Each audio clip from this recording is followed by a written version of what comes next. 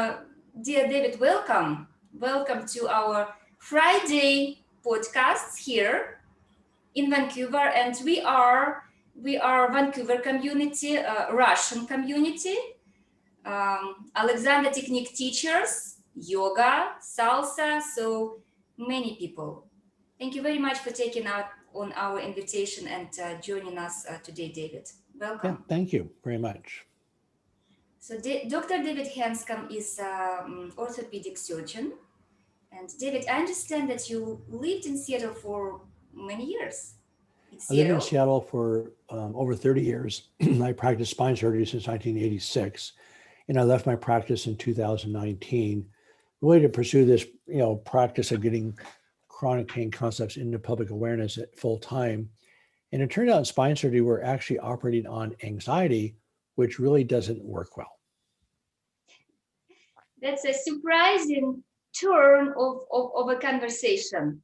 Right. Like right now, our conversation takes on a little bit different direction. But dear David, I want to tell you right away that I do follow your work closely, and I appreciate it so much. And I would like to spread the word because in my practice as Alexander technique teacher, I see so many people who hope for a surgery to end uh, their suffering. And what I don't want to see is so many people going through Right. unnecessary pain and suffering.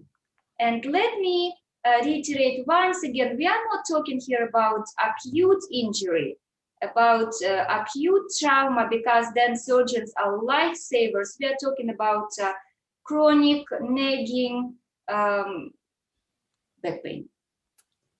Well, let me just change the conversation really quickly here. So I'm a spine surgeon, but my effort is really about anxiety and mental pain, because it turns out that the physical pain follows the mental pain. And it's also based on the physiology, which is the state of the body's chemistry. So it turns out there's over 30 symptoms and diseases. So it's really about chronic disease, migraines, ringing in the ears, irritable bowel, spastic bladder, back pain, neck pain, skin rashes. And there's over 30 symptoms from a stressed nervous system.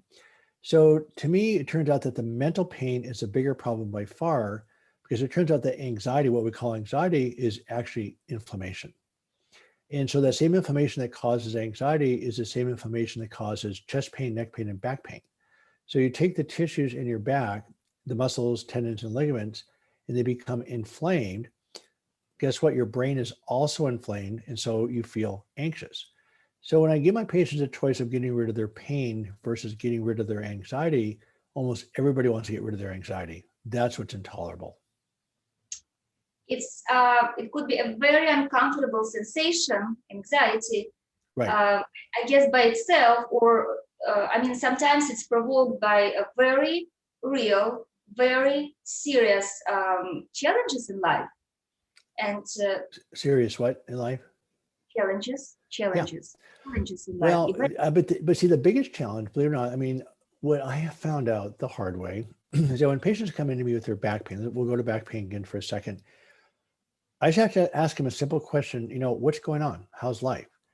And invariably, they've had some major, major loss of a spouse, family, a child suicide, nephew killed themselves, all sorts of things. People suffer. There's lots of really bad things that happen to people. And what happens when you're under that much stress, your body chemistry goes into fight or flight. In other words, you're full of adrenaline and cortisol and histamines and inflammation. And so when your body is fired up like that, you don't feel very good. And so that sensation, again, anxiety is not the cause of pain, it is the pain. So it just says danger. So we know that mental threats and physical threats are processed the same way, but you can't escape your thoughts. Repressed thoughts and emotions are a bigger problem than expressed thoughts and emotions. So the biggest stress, by the way, is your ongoing repetitive negative thoughts. Then you add on other life stresses and it's unbearable.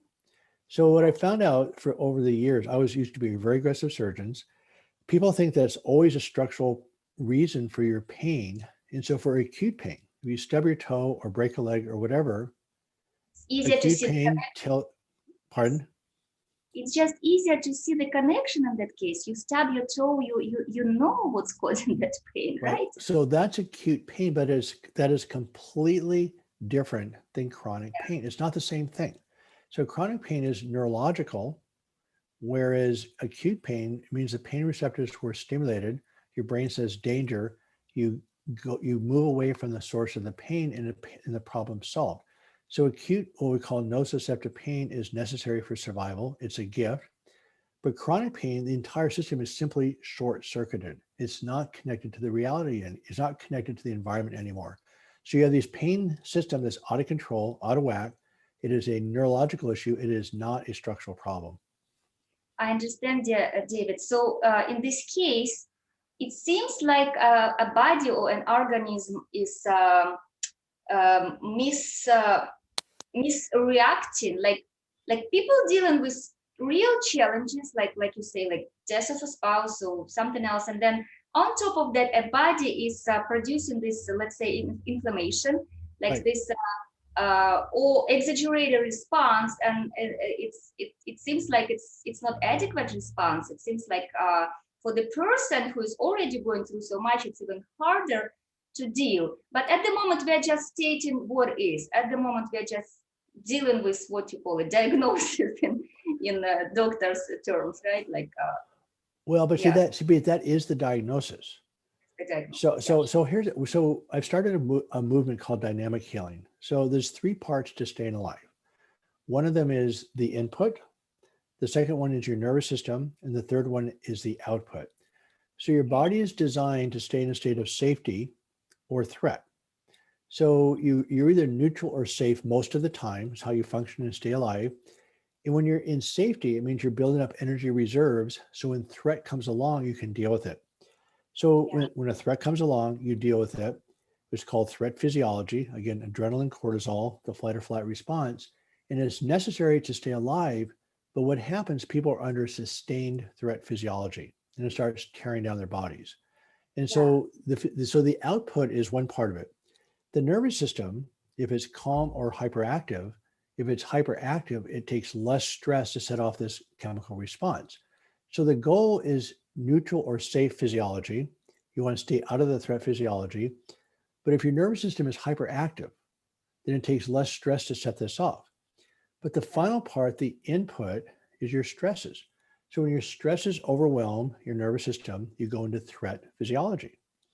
So it's a dynamic interaction between your stresses and your nervous system that creates the symptoms. And in medicine right now, we're treating just the symptoms. We're not dealing with the circumstances between you and your circumstances. So in medicine right now, we're not allowed to talk to our patients. We're not given the time. I don't know you. You don't know me. I don't know your coping skills. I don't know your circumstances. But the diagnosis, so what creates the symptoms is that interaction. Yes. So unless you go after the interaction, you don't actually solve the problem.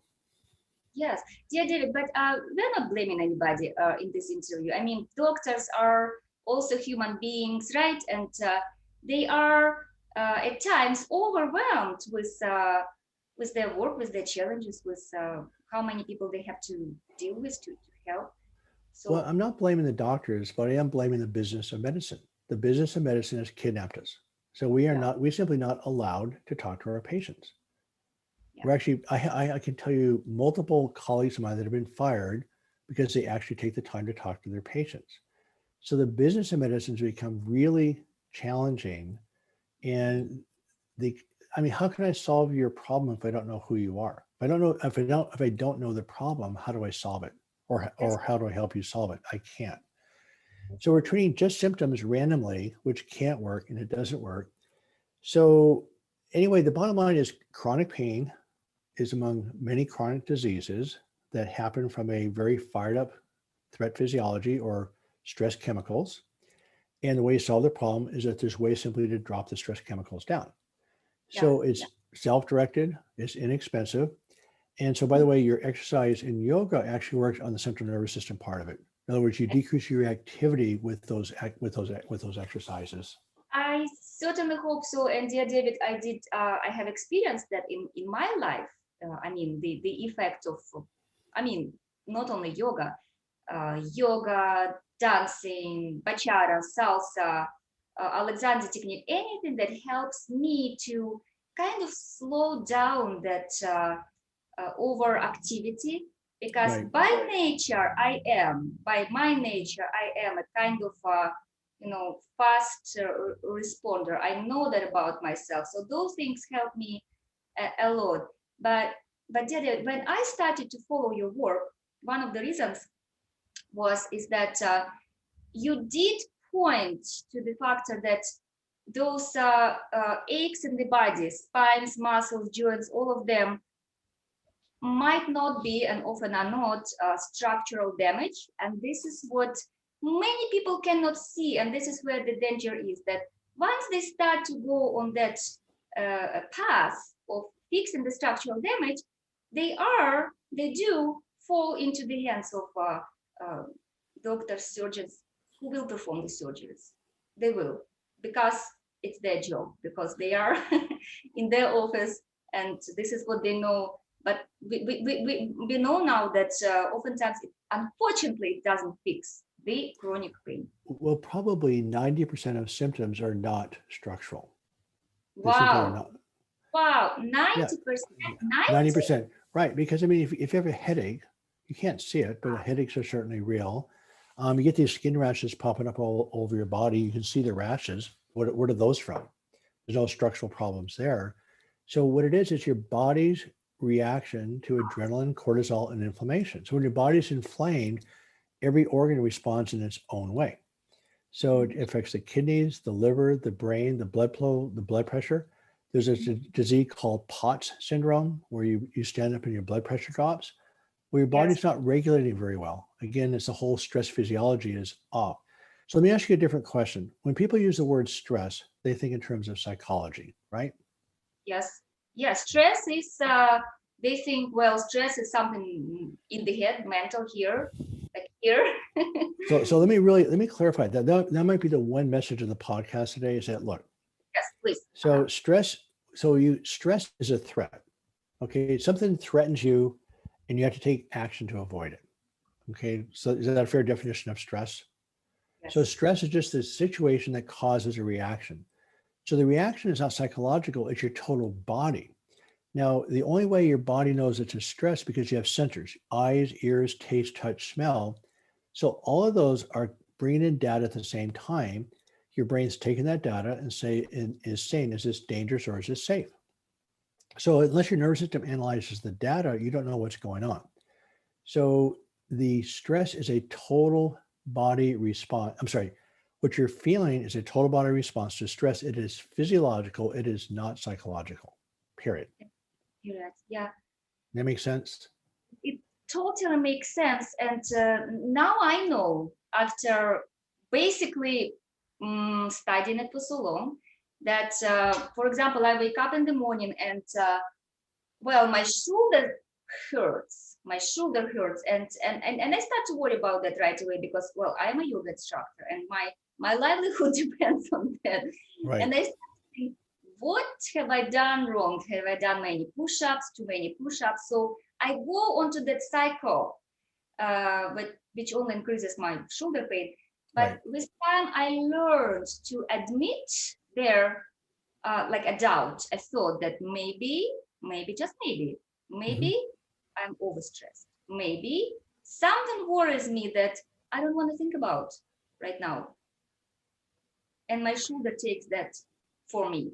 So now when I think about this shoulder, I don't think about the real thing that worries me. Something like that.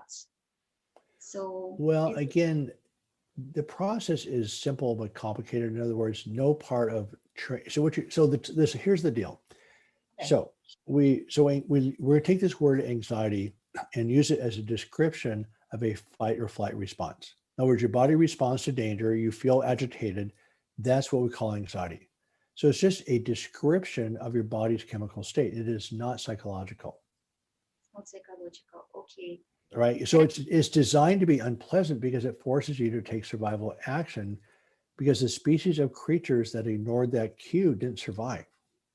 Wow. So your body's saying danger, right? Yes. And the unconscious brain processes about 20 million bits of information per second. Guess how much the conscious brain processes. It's 20 million bits of information per second. Guess how much the conscious brain processes? 40. So there's so much going on that we can't even comprehend, really. No, That's it's only 40. It's 20 million versus 40. So this thing called anxiety is a gift. It keeps us alive. It's how we evolved. It's supposed to be unpleasant. Everybody has it. Why would we ever take that reaction personally? No, I don't think we want to, but we don't want this over exaggerated reaction, like the one that makes us feel miserable, totally miserable. It's supposed to. Okay. It will always make you feel miserable. I mean, it's a 20 million versus 40. In other words, you have this massive survival reaction that's a gift. It keeps you alive, but it's sociopathic, it's amoral, it's going to make you feel bad. So, but it has nothing to do with who you are as a person. So the first step in dealing with this is separating this reaction from your identity. It's natural. And when your identity gets wrapped up in this reaction, of course, it encompasses every cell in our body. So we feel it's part of our identity, but it is not our conscious identity. So the first step is to really understand that this is a reaction that keeps you alive. It is a gift, and you learn to develop a working relationship with it. You're not going to conquer it or solve it. You're not going to turn it into a more pleasant feeling. It causes guilt, shame, all sorts of stuff. But those words don't help, right? Yes. Thank you very much. Well, I guess we switched already from talking about the problem that the body can produce so many physical and emotional symptoms that seem unrelated to, our worry and anxiety, but they are. We switched into this solution that there is something can be done, and first of all, kind of making peace, first of all, with that reaction, which is part of our, human nature, survival. Right. And that's step number one. Like if we don't push it away, it doesn't go disproportionately more and more and more and more. Well, first of all, it gets stronger with time because you get better at it. In other words, you have lots of practice. So as you get older, anxiety gets worse. So the first step is what you just said. You separate your identity from it. So I say, look, visualize a large thermometer, and anxiety represents that sensation generated by your stress response. So I'll ask you a question that I don't intend for you to answer correctly, but if anxiety represents that elevated stress response, how do you lower anxiety? There are many ways. There are many. First, for myself personally, step number one is make peace with whatever. If you can't make peace with your situation, whatever it is, a death of a loved one, if you can't make peace with this reaction. That is huge, that is uncomfortable, because like Solomon did say, everything passes. It will pass. I guess that's my strategy number one. That's a great answer. And the answer I'm actually looking for, it's a little bit of a trick question, is that you simply lower the stress reaction. In other words, as you lower the stress chemicals, why the sensation goes away. So that's one of the ways of doing it. But just visualize a very large thermometer on the opposite wall, and you feel agitated and nervous. What's that? Thermometer. And just visualize it, how high it's going, that measures the degree of your unpleasantness. And so what you want to do is simply drop that down. And there's yoga, relaxation, stretching, humming, singing, music. All those things lower the stress reaction because they are anti-inflammatory. So what you're doing with all these tools, yoga, exercise, sleep, all these things lower the inflammatory markers. So again, you're directly stimulating the vagus nerve. You're directly lowering the inflammatory process. That sensation we call anxiety starts to drop down. And if you try to do psychoanalysis to analyze it down, remember it's 20 million bits of information per second compared to 40. It's a massive survival reaction. You can't control it. So as you learn to separate from it and understand this working relationship with it, and what you said was really nice, then you can thrive. So that's the key issue. At the end of the day, the whole goal of all the treatments is to get your stress, your body's chemical profile into a neutral state or safe, and to minimize the time spent in a threat physiology. That's the goal. Yes, dear David, I just remember the words from your previous podcast where you say that you got to find a way to kind of separate your survival brain from like the whole picture, your personality. And Absolutely. another phrase you told me in our previous telephone conversation, you said that none of the things help in isolation, but all of those things will help together. So Exactly. Right. So you do yoga and mindfulness, that type of thing, right? I do Right. So that works on the nervous system, and it does work on the output.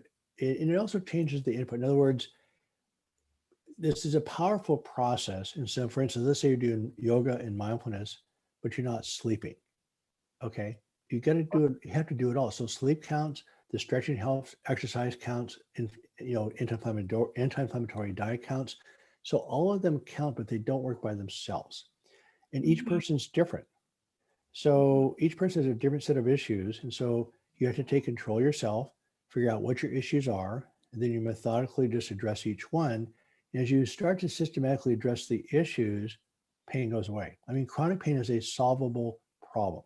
Solvable. That's the best news ever today, David. That the chronic pain is solvable because people do lose hope. People do become desperate. I mean, strong pain can make you desperate. And um, David, I think we're gonna wrap up this interview for today soon because we try to keep it under 30 minutes. We want everybody to hear this message. I do hope that we will meet again, that you will come back to our studio. Um, I just want to say one more time, thank you. Thank you that your work is absolutely essential because people like me, in psychophysical rehabilitation field, they do rely on your work and your colleagues like Jack Stern, a neurosurgeon from New York, and his wife is Alexander technique teacher, Julia Stern.